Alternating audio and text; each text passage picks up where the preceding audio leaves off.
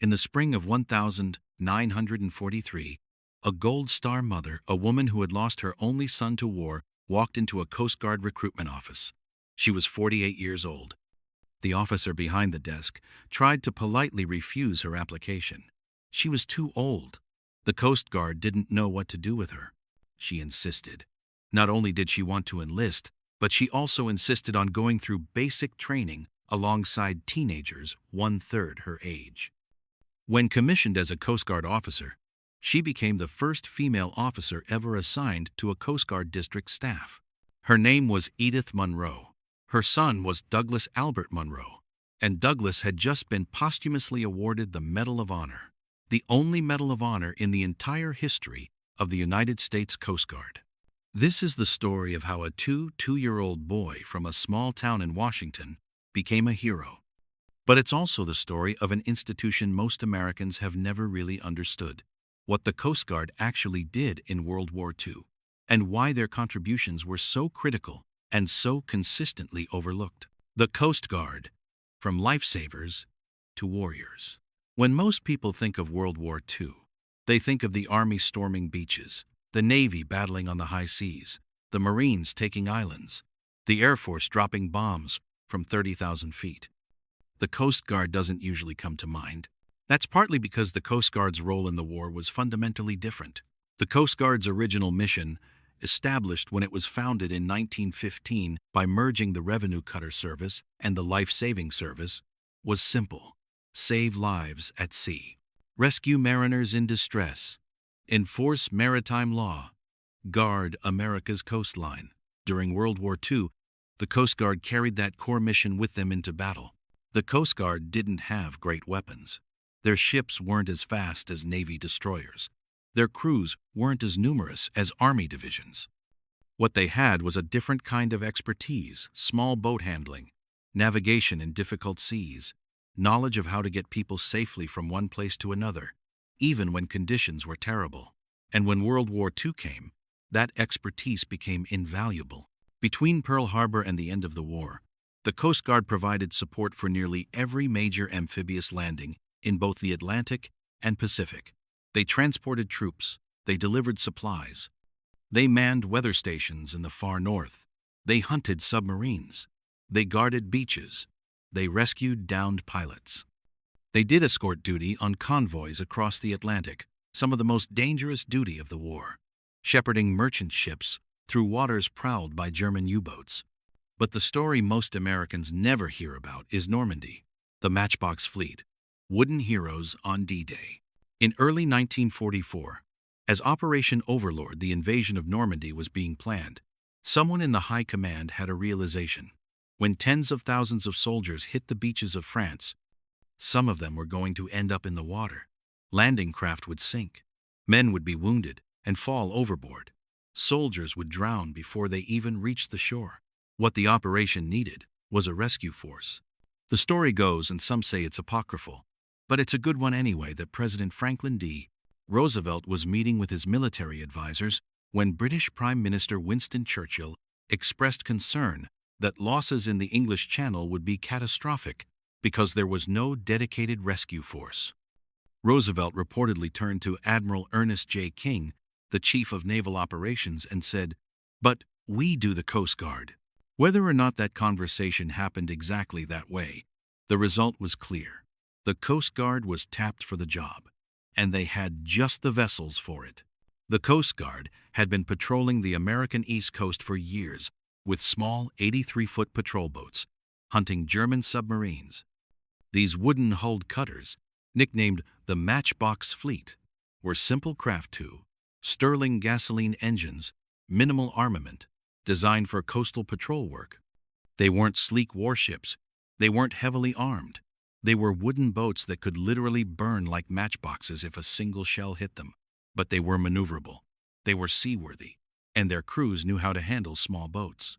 60 of these Matchbox Fleet cutters were selected for duty at Normandy. Each one was loaded piggyback onto a cargo freighter and transported across the Atlantic to England. There, they were modified for rescue work and organized into what became known as Rescue Flotilla 1. On the night of the 5th of June 1944, as thousands of ships from every allied nation moved through the English Channel toward Normandy. The men aboard these 60 small Coast Guard cutters prepared for battle. The night sky lit up continuously with explosions. Bombs fell from German aircraft. Naval artillery thundered from the water. The men were seasick from the heavy swells, but they stayed in position, waiting. Motor machinist's mate second class Mike Swierk was aboard one of these cutters. Years later, he would recall, "The night of the invasion was unbelievable. There was a continuous flash of light in the sky, and we could hear the bombs. It was non-stop fire." At dawn, on the 6th of June 1944, as American soldiers began storming ashore at Utah Beach and Omaha Beach, and as British and Canadian forces hit Gold, Juno, and Sword beaches, the Matchbox fleet went to work. The rescue operation wasn't glamorous. There were no weapons to fire, no grand tactical maneuvers. Instead, Coast Guardsmen did what they had always done. They saved people. As soldiers entered the water and began their journey toward the beach, many were wounded by incoming fire before they even touched sand. Some men fell overboard from sinking landing craft. Others were pulled under by the weight of their equipment. The Coast Guard cutters moved into position. Men, many of them tethered to the boat with a rope around their waist, dove into the cold channel water and swam to wounded soldiers. Again and again, they went into the water, bringing back injured men to the cutter's deck. Once the deck was crowded with wounded, they'd motor out to larger hospital ships anchored 10 miles offshore, transfer the casualties, and return to the beach to do it again. There was no heroic narrative to it. There were no moments of great tactical brilliance. Just repetitive, dangerous, unglamorous rescue work. By the end of June 6, Rescue Flotilla 1 had pulled over 400 men from the English Channel, all while under constant fire from German shore batteries. CG-16, commanded by Lieutenant R.V. McPhail, achieved the single-day rescue record by pulling 126 survivors from the water in less than 6 hours. By the time Rescue Flotilla 1 was decommissioned in December 1944, the Matchbox fleet had saved 1,438 lives, and when the war ended, most of these wooden boats were simply left behind in England or scrapped. They didn't make it into history books. They weren't celebrated in ticker-tape parades. Most Americans never heard about them. The small-town boy, Douglas Albert Munro. Douglas Albert Munro's story began in Canada. He was born on the 11th of October 1919 in Vancouver, British Columbia, to an American father and British mother. When he was very young, the family moved to the United States, specifically to a small town in Washington called South Clay Elum, nestled in the Cascade Mountains between Seattle and Spokane. Clay Elum was a modest place. There was a coal mine, a lumber mill, and not much else. But it was a good place to grow up. Doug was athletic. He played sports in high school. He attended Central Washington College of Education, where he was an excellent student but restless, yearning for something more exciting than college life. By 1939, it was clear that war was coming to Europe. As a college student in the Pacific Northwest, Douglas Munro was aware of what was happening in the world. He and his friends would talk about whether America would eventually be forced to join the conflict. In the summer of 1939, just 2 months before Germany invaded Poland and World War II officially began in Europe, Douglas made a decision. He applied to the U.S. Coast Guard. There was only one problem. He didn't meet the minimum weight requirement for enlistment, so he worked hard to gain weight. He was determined to join. Why the Coast Guard, specifically? Douglas told his sister, Patricia, that he chose the Coast Guard because of its primary mission, to save lives. It wasn't about becoming a warrior. It was about the calling to help people in danger. On the 18th of September, 1939, Douglas Albert Munro officially enlisted in the United States Coast Guard as an apprentice seaman. At the same recruitment office in Seattle, he met another recruit named Raymond J. Evans, Jr. They were the same age, both from similar backgrounds, both new to military service. They became instant friends. Their shipmates would give them a nickname, the Gold Dust Twins. Where Douglas went, Ray was never far behind. They were inseparable. When Douglas and Ray arrived at Coast Guard Air Station Port Angeles for initial training, they found the place in chaos. No one really knew what to do with them. For 3 days, they peeled potatoes, mowed grass, and helped maintain boats. Then, the USCGC Spencer, a Coast Guard cutter, arrived to pick them up. They were assigned as quartermasters and set sail for the east coast of the United States, where they would join the neutrality patrols watching the Atlantic for German U-boats that might threaten American shipping. Douglas was never formally trained in the traditional sense. He learned his trade at sea. He became a signalman, the person who communicated with other ships using visual signals and radio.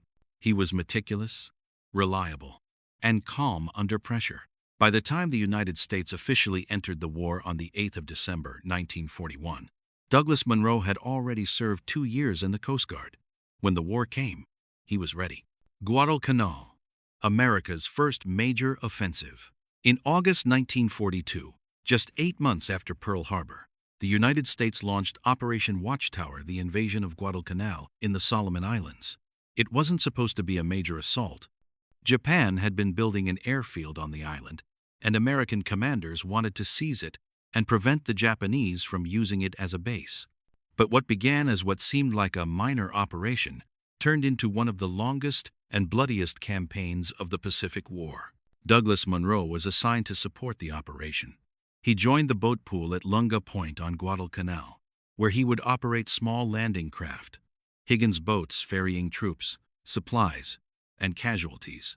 Ray Evans was assigned to the same location.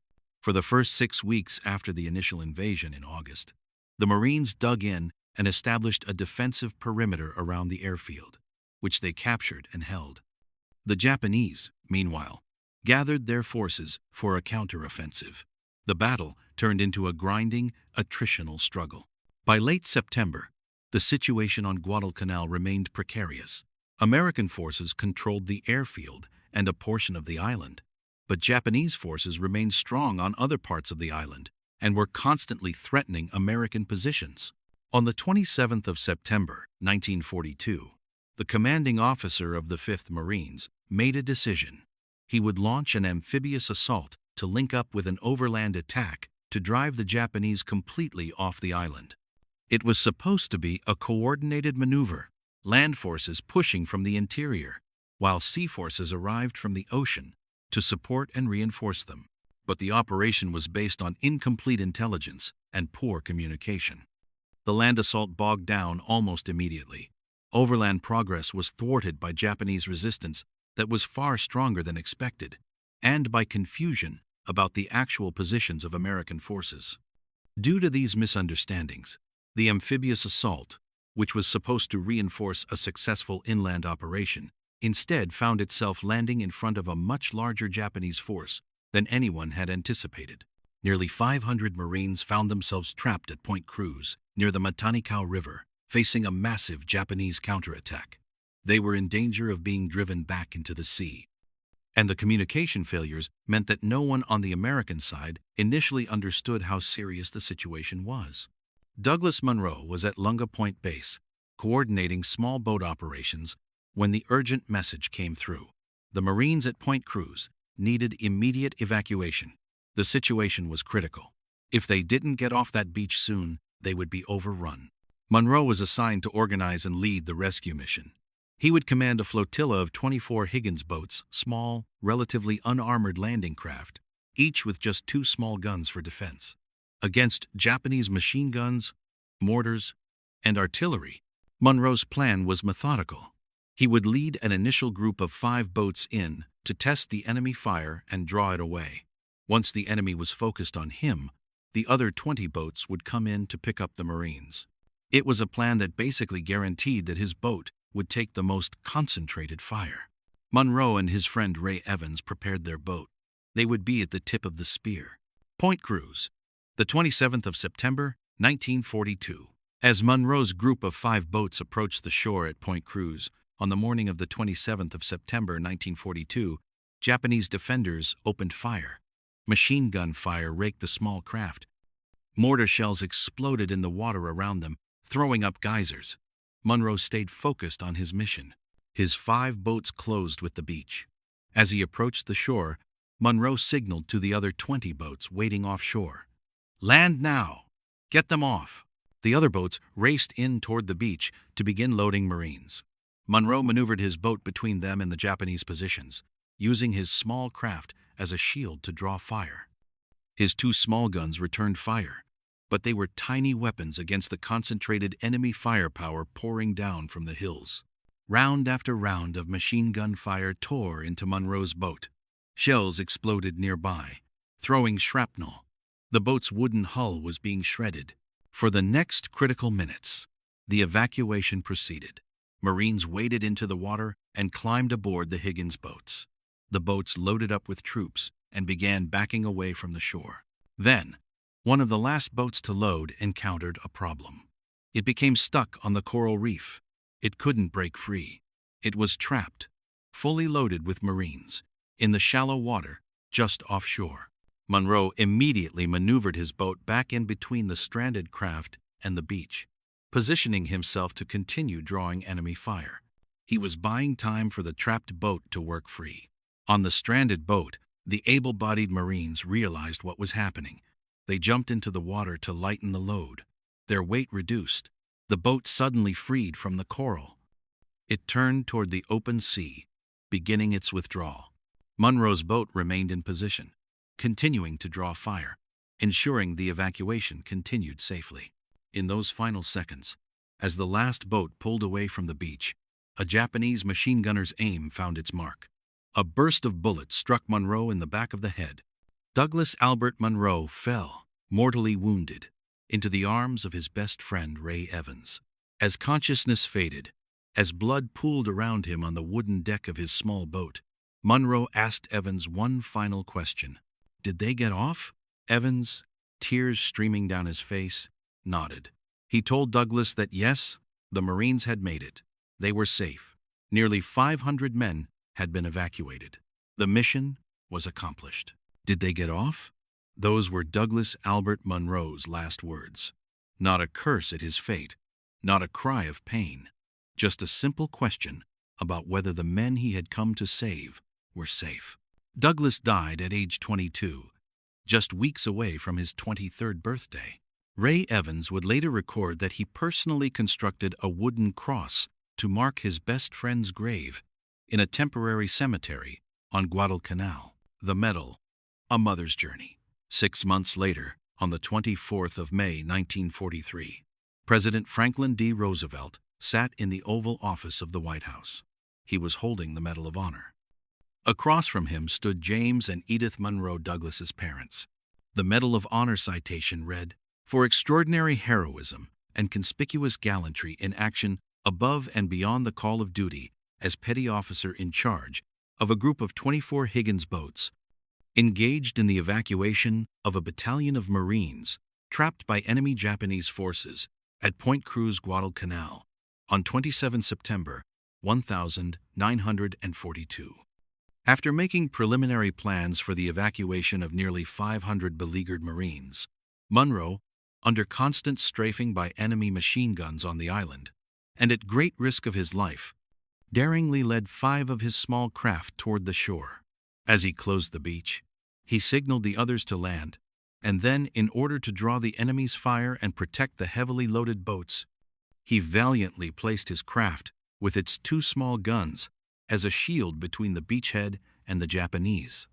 When the perilous task of evacuation was nearly completed, Munro was killed by enemy fire, but his crew, 2 of whom were wounded, carried on until the last boat had loaded and cleared the beach.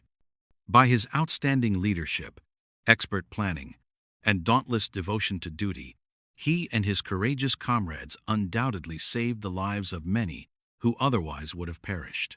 It was the only Medal of Honor ever awarded to a member of the United States Coast Guard. But the story doesn't end with that ceremony. 3 days after receiving her son's medal, Edith Munro did something extraordinary. She walked into a Coast Guard recruitment office and applied to join the Women's Reserve, the SPAR's Semper Paratus, always ready. She was 48 years old. She was a Gold Star mother.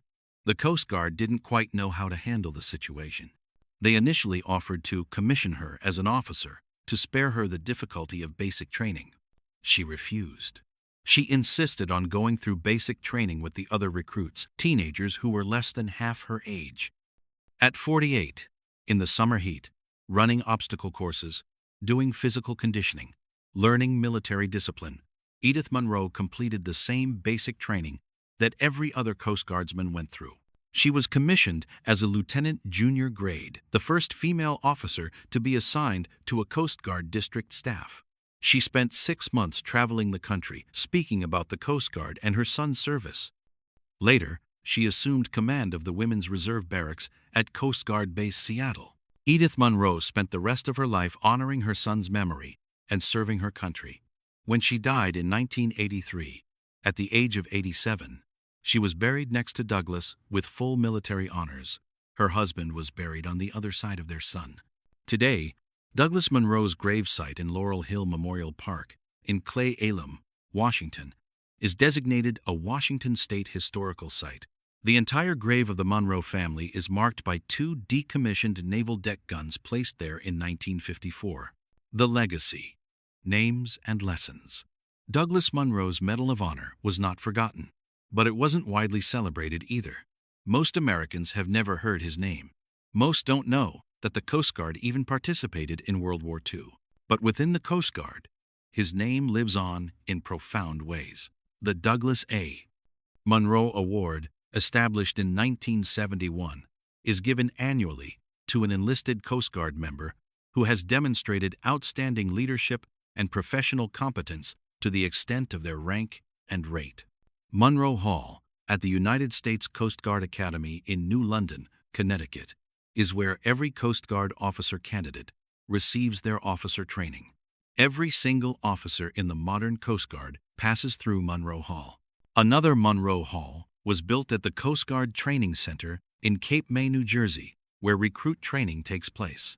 Every Coast Guard recruit who enters the service learns about Douglas Munro. In 1944, a Navy destroyer escort was commissioned as the USS Douglas A. Munro. It served through World War II and the Korean War. When it was decommissioned in 1960, a new Coast Guard high-endurance cutter was commissioned with his name. The USCGC, Douglas Munro, served the Coast Guard for decades. In 2017, an even newer Coast Guard national security cutter was commissioned and named USCGC Munro, continuing the tradition to the present day. In 2013, the Coast Guard headquarters building in Washington, D.C., was officially named the Douglas A. Munro Building. And in 1982, the Coast Guard Band debuted the Douglas Munro March, composed by Louis J. Buckley, at Constitution Hall in Washington. The broader truth: Coast Guard operations in World War II. While Douglas Munro's story is extraordinary and worthy of remembrance, it's also important to understand what his story represents: a much larger and largely overlooked contribution to World War II. The Coast Guard was involved in virtually every major amphibious operation of the war.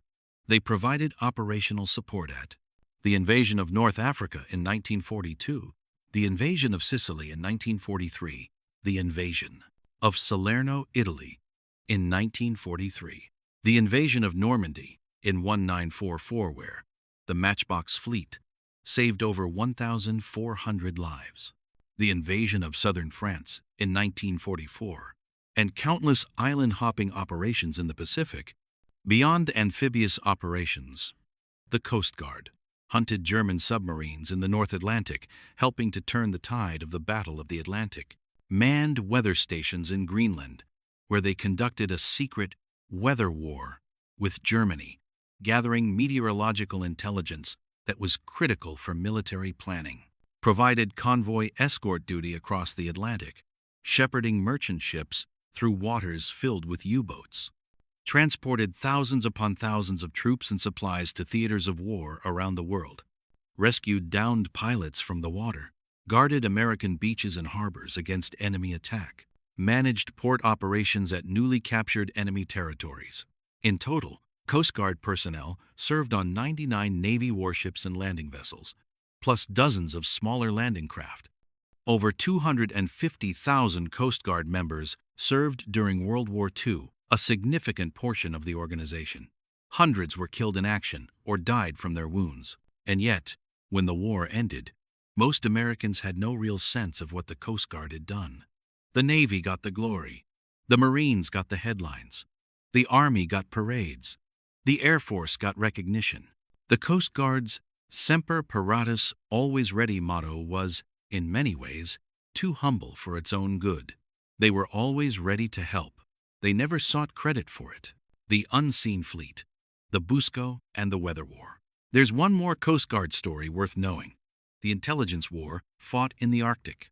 Before the United States even officially entered World War II, in September 1941, a Coast Guard cutter called the USCGC Northland was patrolling the waters near Greenland.